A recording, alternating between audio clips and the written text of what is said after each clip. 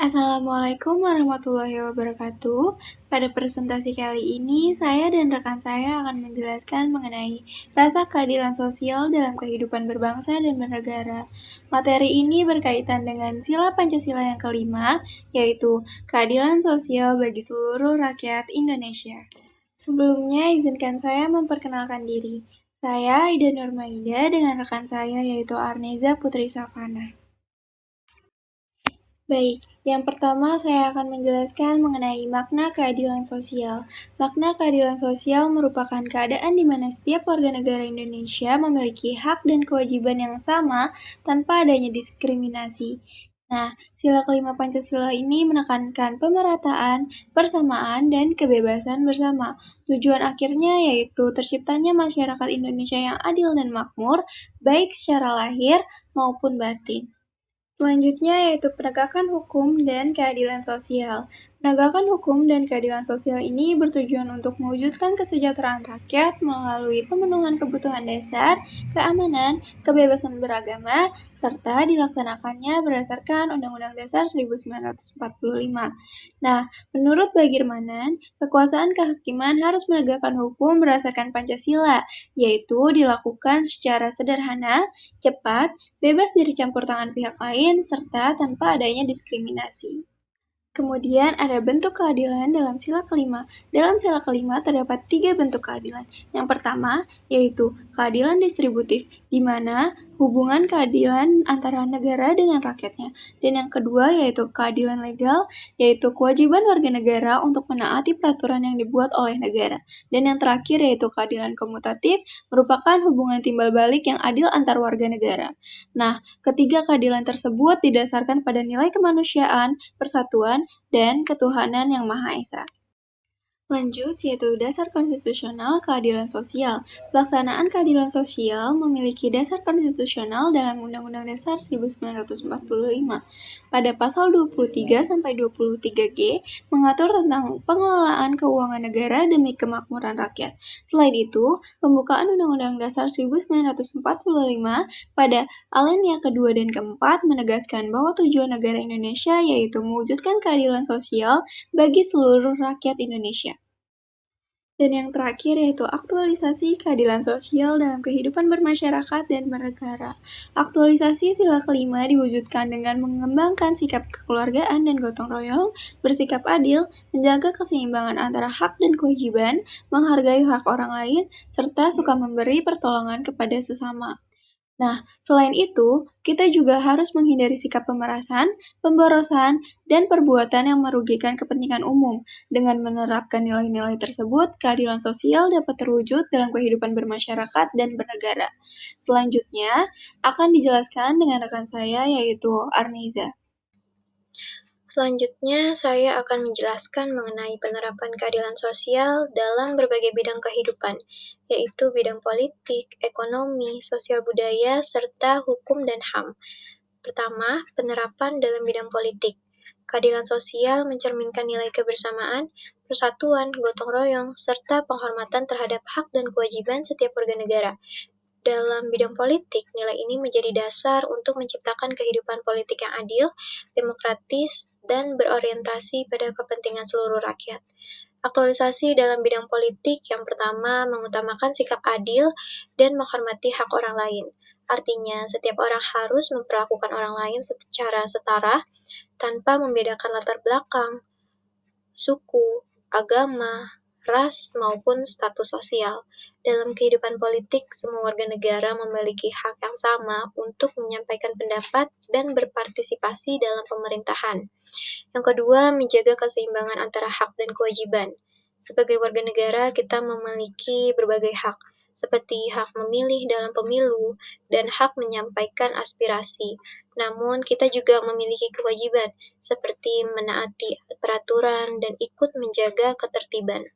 Hak dan kewajiban harus dijalankan secara seimbang agar tercipta kehidupan politik yang adil. Yang ketiga, mengembangkan semangat kekeluargaan dan gotong royong. Dalam kehidupan berbangsa dan bernegara, perbedaan pendapat merupakan hal yang wajar.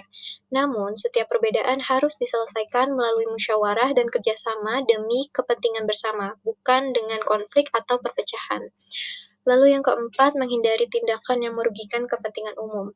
Setiap keputusan dalam tindakan politik seharusnya mengutamakan kesejahteraan masyarakat. Oleh karena itu, tindakan yang hanya menguntungkan kelompok tertentu atau merugikan masyarakat luas harus dihindari. Yang kelima, menghargai hasil karya orang lain dan bekerja keras. Poin ini mengajarkan bahwa setiap orang perlu menghargai usaha dan prestasi orang lain. Dalam kehidupan politik, sikap ini dapat diwujudkan dengan menghormati pendapat, gagasan, dan kontribusi orang lain dalam pembangunan bangsa. Lalu yang keenam, berpartisipasi dalam mewujudkan kemajuan yang merata dan berkeadilan sosial. Partisipasi masyarakat sangat penting dalam mewujudkan keadilan sosial. Bentuk partisipasi tersebut dapat berupa menggunakan hak pilih secara bertanggung jawab, mengikuti kegiatan masyarakat, serta mendukung program pembangunan yang bermanfaat bagi kepentingan bersama. Lalu yang kedua, penerapan dalam bidang ekonomi.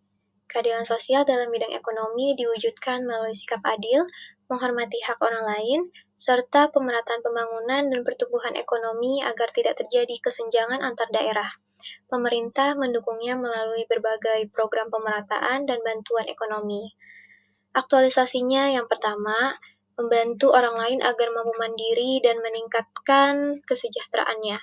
Artinya, bantuan yang diberikan tidak hanya bersifat sementara, tetapi juga membantu orang lain agar dapat memenuhi kebutuhannya sendiri. Contohnya, memberikan pelatihan keterampilan, membantu usaha kecil berkembang, atau memberikan kesempatan kerja sehingga seseorang dapat meningkatkan taraf hidupnya secara mandiri. Lalu yang kedua, tidak melakukan pemerasan, suap, pungli, atau tindakan yang merugikan orang lain. Poin ini menekankan pentingnya kejujuran dalam kegiatan ekonomi, karena tindakan seperti suap, pungutan liar, atau pemerasan dapat merugikan banyak pihak dan menghambat terciptanya keadilan sosial. Oleh karena itu, setiap orang harus menjalankan aktivitas ekonomi secara jujur dan bertanggung jawab.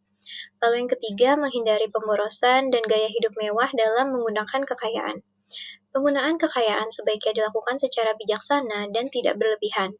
Sikap hidup sederhana dapat membantu seseorang mengelola sumber daya dengan baik, serta menumbuhkan kepedulian terhadap orang lain yang masih membutuhkan bantuan.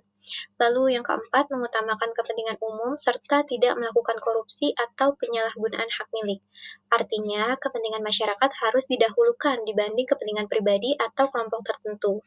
Selain itu, korupsi dan penyalahgunaan hak milik harus dihindari karena dapat merugikan negara dan menghambat pemerataan kesejahteraan masyarakat. Baik, selanjutnya penerapan keadilan sosial dalam bidang sosial budaya. Nilai Pancasila berasal dari nilai-nilai luhur bangsa Indonesia, sehingga memiliki ciri khas tersendiri. Sila kelima, keadilan sosial bagi seluruh rakyat Indonesia mengajarkan bahwa setiap warga negara memiliki hak dan kewajiban yang sama untuk mewujudkan keadilan sosial. Penerapannya dalam bidang sosial budaya dilakukan dengan menjunjung sikap kekeluargaan, gotong royong, keadilan terhadap sesama, menjaga keseimbangan antara hak dan kewajiban, serta menghormati orang lain.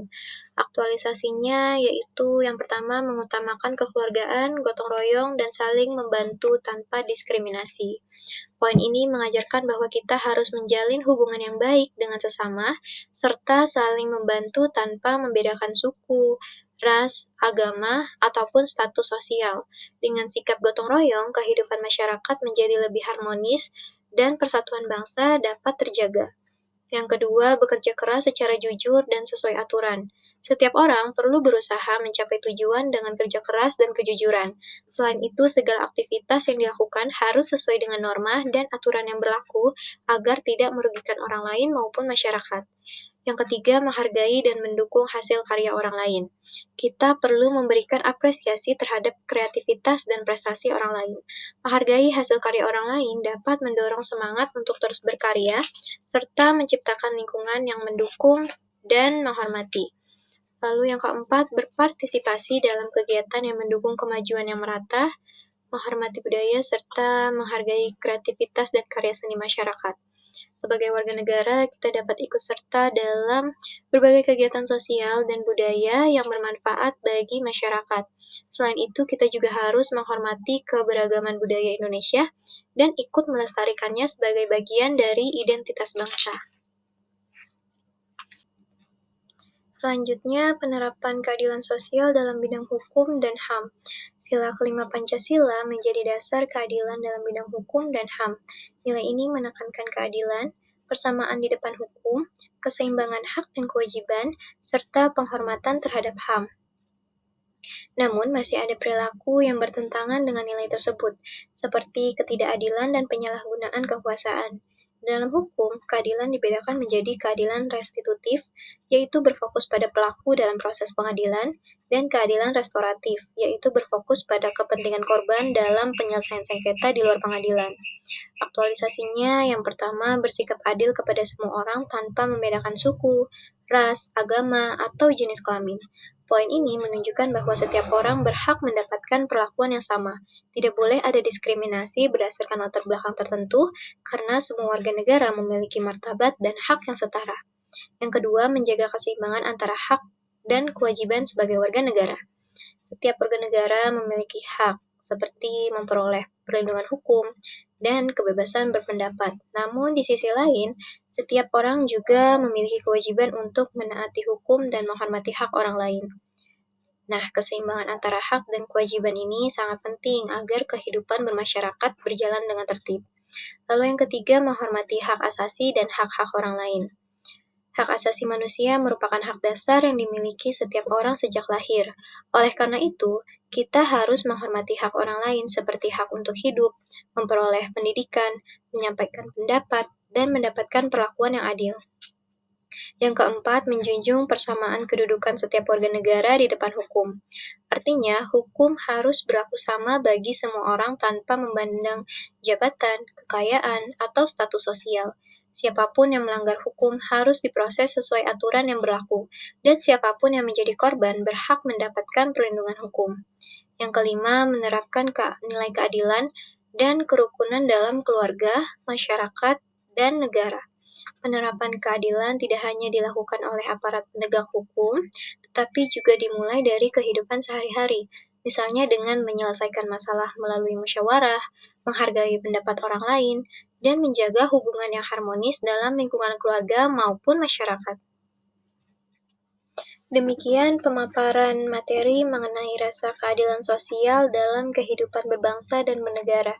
Sebagai kesimpulan, keadilan sosial merupakan salah satu nilai dasar dalam Pancasila yang menekankan persamaan hak dan kewajiban bagi seluruh rakyat Indonesia. Keadilan sosial bertujuan mewujudkan masyarakat yang adil, makmur, dan sejahtera, serta menjadi landasan dalam kehidupan bermasyarakat, berbangsa, dan bernegara. Oleh karena itu, kita sebagai warga negara perlu menerapkan nilai-nilai keadilan sosial dalam kehidupan sehari-hari agar tercipta kehidupan yang harmonis, demokratis, dan berkeadilan bagi seluruh rakyat Indonesia. Terima kasih atas perhatian yang telah diberikan. Apabila terdapat pertanyaan, tanggapan, atau masukan terkait materi yang telah dipaparkan, kami persilahkan.